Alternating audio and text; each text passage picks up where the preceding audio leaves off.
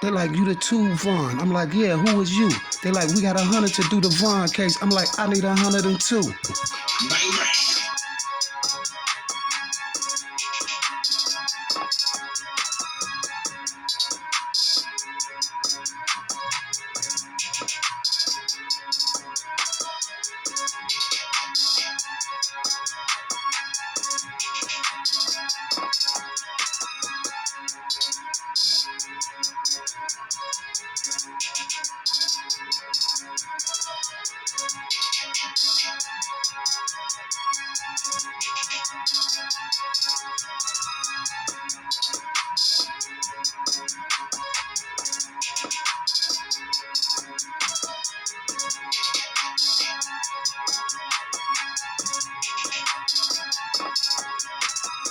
Oh, he gonna do it. Swiper, he is swiper.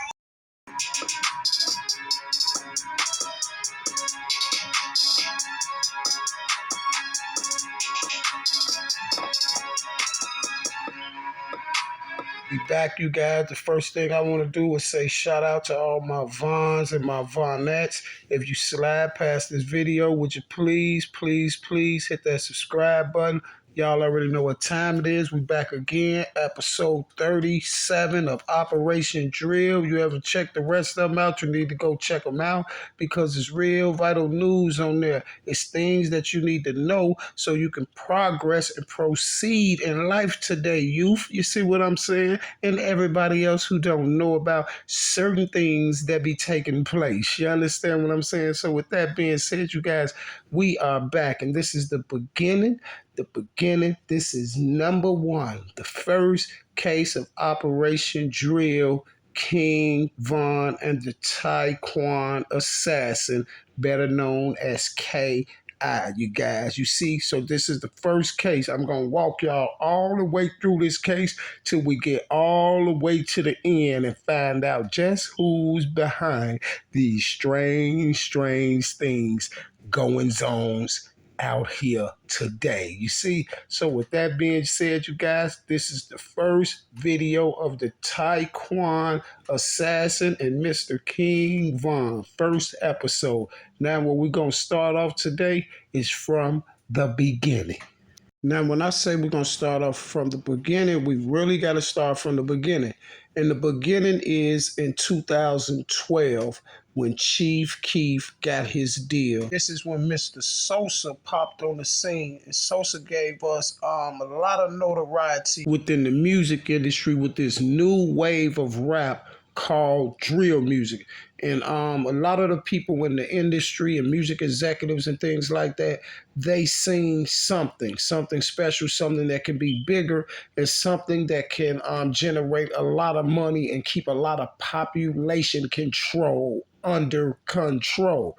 And now when I say that, I say this because of this here. See, because for certain things to happen, it has to go on a national level. Has to go on a national level. Chief Keef gave us notoriety, but what put us on a national level was this here, and this is what's the beginning of the play on Chicago, Illinois, the youth and the drill scene. Now, this is what really made the scene, the drill scene, nationally known, and Chief Keef and everybody nationally known was this here. That lady to the left right there, that young woman right there, that's Michelle Obama, right? Do y'all remember when the article came out on the Sun Times, the same article that came out that said, the same newspaper that printed the article that Von put 100K on Duck's head, right? So an article came out on the Chicago Sun Times that said Michelle Obama is from the most dangerous area out. You see what I'm saying? It was on the front page of the newspaper. It made national news because of Michelle Obama's name. This is how O Block really got nationally known, and many people even went on to challenge that area right there on King Drive and O Block and all the area over there was not the most dangerous on the statistics and the stats. You see what I'm saying? But that was the beginning of the play to make the whole O Block thing bigger than what it was. You see, because they had a bigger plan for O Block and the surrounding areas, right? And these surrounding areas is what I call the perimeter. There was a focus on a certain perimeter in Chicago. And let me show you what that perimeter is. Okay, you guys, now this is the perimeter right here. The perimeter is all of this O Block and Tuckerville. So you got to understand this right here. On this map right here that guy had up, he got the black disciples over there, that little in the red, right? Then he got the blue up there. See the red over there, reason why he just got that little section right there, because that's allegedly O Block. And then he got Gangster Disciples, which is all the blue up there. See, but this whole thing up here, the whole thing, all of this up here, not even just the blue and red, the whole picture up here is the perimeter. Now the perimeter stretches, you guys, actually from, I'll say, 51st. I'll say from 51st and like the Dan Ryan, the expressway from the 51st police station all the way down to Cottage Grove, from 51st and Cottage Grove all the way up to 67th. And then back the same way from Cottage to State. And then you see what I'm saying? That's the perimeter. But in that perimeter right there, you have MOB, which was a part of the which they had in the whole equation, what they was gonna do. MOB was in there. You have 800 in the perimeter. You have O Block in the perimeter. You have Jaro City in the perimeter. You have STL in the perimeter. You have Taekwon World in the perimeter. You have Front Street in the perimeter. You have Young Money 051 in the perimeter. You have 600 in the perimeter. Now that so many mile radius that I'm telling you about is all the perimeter. You have all these little sets, like I just told you, that's in the perimeter. All those sets are the sets that has been talked about on social media and all that, all those the Warren, Chirac, and all that. It comes from right in that perimeter. That's why the Sun Times paper that said Michelle Obama is from the most dangerous hood in Chicago, which is O Block. That's what gave O Block national news for everything to take place, how it's going to take place. And I always told people this. As soon as I heard that, I was like, hold on, Michelle Obama? I said, Michelle Obama is not from Parkway. I always said that. I said this on about 100 videos. I've been in Chicago going through Parkway all my life. I've been going in Parkway. You feel me? Even everybody saying I did a Christmas drive when they was in the midst of this, all this stuff going on, when everybody was losing their life. And I did a Christmas drive right in O Block live. You see what I'm saying? So I've been going in O Block all of my life. I never ever heard that Michelle Obama was from O Block. You feel what I'm saying? But check this out. See, but with Michelle Obama's name even tied to that, and her being the alleged wife of the president, with her name even being tied to it, this is how it went national. Because around this time too, y'all, this is when everything was going on with the Laquan McDonald case. And if you don't know about the Laquan McDonald case, this is how Obama and them name got to being tied up in the Laquan McDonald case, because of Rahm Emanuel and Anita Alvarez and them allegedly covered up information in the Laquan McDonald case. You feel me? That was national news. Now, here's the kicker, you guys. Michelle Obama is from Chicago, the South Side, right? But she's not from O Block. See, that's what they did to make it seem like, that's what I said, to put the national news in the spotlight on O Block, because it was going to be a lot of things that was going to be taking place in this certain perimeter. Now, you guys, you see right here on there. Now, this is the article where it says the statistics make it most dangerous block in Chicago in terms of shooting over the 3-year period. Right now, note, you guys, it say the statistics make it the most dangerous block in Chicago in terms of shooting. That's why I told you, because people had came back and they was challenging that, like, okay, ain't the most dangerous section over here and all that, right? But you see the Chicago Sun-Times thing where you can go to the report of when they said Chicago was the most dangerous block with Michelle Obama. Now, I've been looking for the front page of that newspaper article, right? So when I hit on the Chicago Sun-Times thing to take me to the page, this is what I got.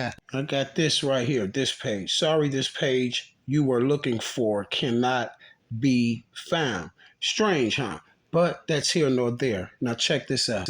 But I definitely could find this article right here. Robinson's childhood home was on the upper floor of 7436 Euclid Avenue in Chicago's South Shore community area, which her parents rented from her great grandmother, See, they try to say that Michelle Obama and them allegedly was in O Block because they knew a lot of people was gonna say, "Hold on, Mapping and Parkway all this time, man. Michelle Obama ain't from no Parkway." So then they came back with an article and gonna say, "Oh, Michelle Obama then moved in Parkway in 1965." But they never told us how long she stayed in Parkway. See, no one knows Michelle Obama from Parkway. This is where she's from. Michelle Obama grew up on Euclid, 7436 South Euclid, in the Chicago South Shore neighborhood. This is where she grew up at. You see what I'm saying? And y'all already know the things that they say about Mr. Obama, but that's here nor there. But she grew up on Euclid. So she didn't grow up in her childhood. She didn't grow up in O Block, right? See, this was just used to put national spotlight on O Block for the plays that was coming down the line. But when it comes to rappers who truly keep it real, the Chicago drill scene has dominated for the last decade. First popularized by Chief Keef, the Chicago drill wave was characterized by rappers that grew up in the most dangerous blocks in America, with these up-and-coming artists rapping plainly and honestly about what they experienced growing up. Shootings on the block, disrespecting dead enemies, and constantly being chased by the police. Chicago drill rappers took gangster rap to raw new heights, where the stories behind the music could be matched up with the local news reports on the latest homicides, where the stories behind the music could be matched up with the local news reports on the latest homicides. See, Trap Lord, my thing is this here, but who's connecting the dots? Who's matching up the stories with these local homicides? Who's matching up the stories? You see, but who's matching up the stories? That's the only thing I want to know, because whoever's matching up the stories, a lot of these stories ain't going right. A lot of these stories got false evidence and stuff in them. You see what I'm saying? Like say for instance, y'all say that Vaughn was supposed to be coming back from his parole officer, whatever. Y'all already know, but you got Chicago Ridge up there and it's Chicago Heights. You see, and it's a lot of more mistakes that I'm going to bring to the forefront, but I want to just know, like, who's connecting the stories together and who's putting the stories together, because whoever's putting the story together, they're working for law enforcement, because we know for sure, and two things for certain, that the federal agents and law enforcement are out here spending their whole day just watching Instagram lives and screen recordings and things like that. So they will have to have their informants and underlings doing those things. But we all can see where all the connecting the dots is coming from. And this is why I told y'all at the beginning that they seen a gold mine. They seen something special. You see what I'm saying? That can generate a lot of ratings, can generate a lot of views, and can generate a lot of revenue, because you know ratings and views and things like that generate revenue, and it has to be a lot of people that has to be down with the whole play, because everybody's gonna generate revenue off of it, like A&R Leaks, like the funeral homes, like the news stations, like YouTuber informants, like everybody makes the money. The people who make the RIP shirts, the people who's printing up obituaries, everybody is making money. The people who doing the flowers and stuff like that. And then guess what? They took all the swag, the real gangster rap, because drill rap is real rap. If you're a drill rapper, it's only two things for you. You going to jail, or you already know you're not going to be here if you're a real drill rapper. You see what I'm saying? But they took that, they know that, and they took the swag, and once they take the swag, they can, the drill rap, they can make anybody a drill rapper now and make them go mainstream and viral off your pain and stuff like that. Your mother's pain, her hurt, and off all of us for sitting back and looking and watching all these youth, 5, 6, 7, 800 of them lose their life a year over tweets or Instagram lives or YouTube lives or YouTube uploads that people then went out there and strategically thought they was connecting the dots. And that's why I'm here to put this puzzle together in the right way. Because guess what? This is just the beginning. I'm showing y'all where it all started from, when it started. This is the whole play. This is for the perimeter and everything. Everybody was put in place from this, all the way from the tubers to everybody else. And don't y'all see every time something come out about this Duck, this Von, this O Block, and all this stuff, every time we look up, it's right there on the Chicago Sun Time. The first case I was ever doing, I promise to God, the Chicago Sun-Times grandson is a YouTuber. Was on the first case that I was doing. He's a YouTuber that hacked my channel and everything. He's the grandson of the dude, the great grandson of the dude who owned the Chicago Sun-Times. And he also had a YouTuber living there with him for about 6 months. And he's a white guy, and he had the black boy YouTuber staying there with him for about 6 months while I was going cuckoo on that case, you see. But that's a whole nother subject, because guess what? This is the biggest case right here that I ever worked. Watch this here. This is the biggest case. So many bodies. So many bodies. But guess what? I bet you we're going to put every piece of this puzzle together. Just stay tuned. This is the first beginning of it right here, because I want everyone to know where it came from, how they became this national news thing, and where it all was going to go. Because at the end of the day, Rim, I tell you that it was all strategically put together, and it was systematically designed for them to make money, population control, and all that stuff like that. And this is why I always told the rappers like this, I say, man, listen, you're going to have to change your style up or whatever. Because if you're a drill rapper and you from Chicago, ain't none of y'all getting no deals. Y'all just out there losing y'all life for nothing, going back and forth, sneak dissing and everything to try to get a deal and get a lot of views and all this stuff. But ain't none of y'all getting a deal, because they look at all y'all like liabilities. All the Chicago rappers, they look at them like liabilities. This is the only reason why it's one person in Chicago on, Durk. And Durk gonna be Durk is my next video on this, because guess what?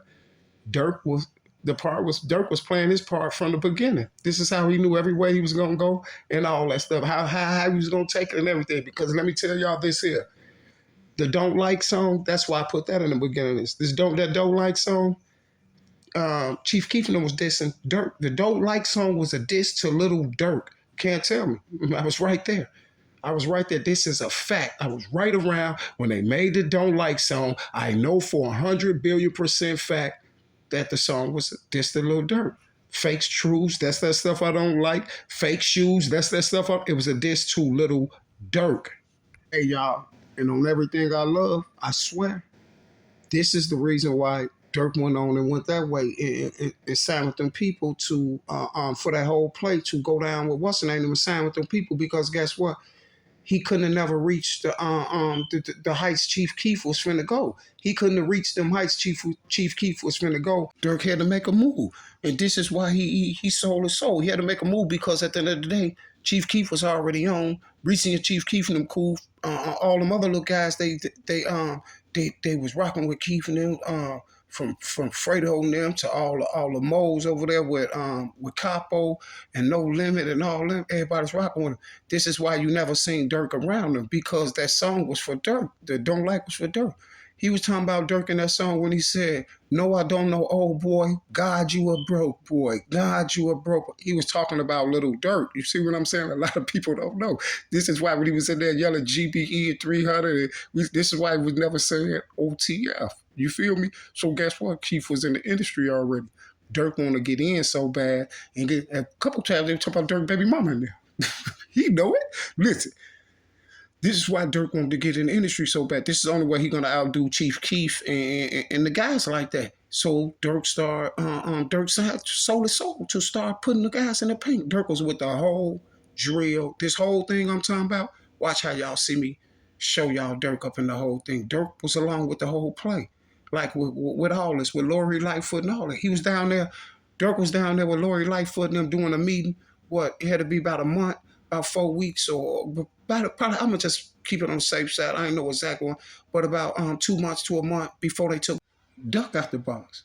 Durk had a big meet with Lori Lightfoot. I'm the first one that put that picture up with Dirk and Lori Lightfoot, where they both got on the white button-up shirts. I don't want to put that picture up. Probably like about 2 weeks after Dirk lost his life. And that was the picture that I was showing people when I first started the episode. Operation King Von and Dirk. Both of them go together. That was the first piece of evidence I got to showing y'all that Dirk was a part of the Liquid Dirk. You see, and this is why Mama Duck and Dirk had their little fiasco thing going on. You feel me? We'll get into that on another video. But Dirk is the reason for the whole episode in Chicago. Him and a couple more people. Trust me. Well, okay. What we're gonna do is we finna check out a few people who was help putting the pieces of the puzzles together and connecting these alleged homicides together. King Von was bloodthirsty, he loved death, he loved killing. King Von had an insatiable obsession with murder and violence. King Von probably would be considered like a serial killer. They labeled the man a serial killer. They labeled the man a serial killer. Earth to Swiper from the paperwork that we're seeing. You labeled him lead serial killer. Earth to Swiper. He talking about them. No, you did. You see what I'm saying? You did, sir. We see the paperwork is right there in black and white. You feel me? Talking about they labeled Dave Von Bennett a serial killer. That's funny, because it's coming from a serial rat. And you can't say you ain't a serial rat. You done told on more people. Y'all claiming Von head bodies. Man, shout out to my Vons and my Vonettes. I will be back in just 1 second. You know that same bat time and that same bat channel. But everybody, like I told you, this is part 1 of the Taekwon assassin and the King Von case. And FBG Butter, we need some answers. You see, next video coming real soon to a channel near you. Little Dirk and how he fits in the whole equation. Yeah, Dirk, it's time to step on you, sir. You see, and that's just what I do, sir. And Mr. Perkio, when I see something in the air that ain't right, you know, I'm gonna put my 2 cents in it, sir, especially if it's not right, because you know what? You know we love the truth, right? And it seems like a lot of people ain't giving the truth. Part 2, Lil Durk, you know, the Taekwon assassin, and King Von case is in full effect, and I'm out. Go check out everything else on them Operation Drills so you can get the full picture of what happened to Dave Von Bennett, FBG Duck, and also the O Block 6 gang. However, what happens when the people doing the killing start making the music too?